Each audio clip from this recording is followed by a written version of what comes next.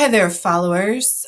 We wanted to talk a little bit today about communication. One of the major aspects of communication difficulties between people in India or China or many of these manufacturing countries and people in the countries that are typically importing from those regions, United States, Canada, Europe.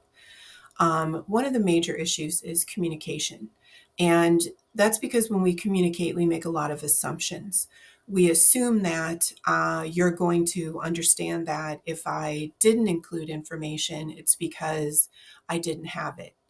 And in some other cultures, they might assume that you didn't include information because maybe you didn't realize you were supposed to include it.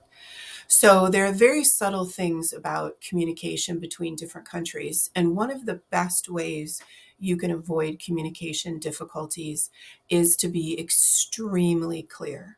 And I mean so clear that if you don't feel like you're insulting their intelligence, you're not being clear enough.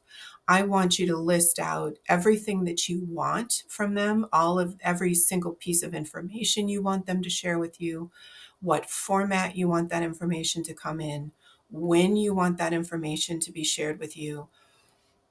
If they aren't understanding you, go back and try saying it a different way, give them an example. You create the spreadsheet, send the spreadsheet over and ask them to fill it in. So these are all ways that you can make sure that you're getting all of the information you need to make good decisions. And you're really understanding what the factory's capabilities are, what their intentions are, what the meaning is when they say that they can or can't make something, or that they have or haven't changed the materials. There's a lot of variation that happens as you're proceeding through these orders. And it's important for you to be as clear as possible with the factory, and for the factory to be clear as possible with you. So I really challenge you to look at the information you're sending and increase the specificity of it, to increase the amount of details, to increase the structure of what you're sending them. So it's not one long paragraph. It's not grouped into like one big group, and you're not separating out, this is about the purchase order, and this is about the quality, and this is about the production.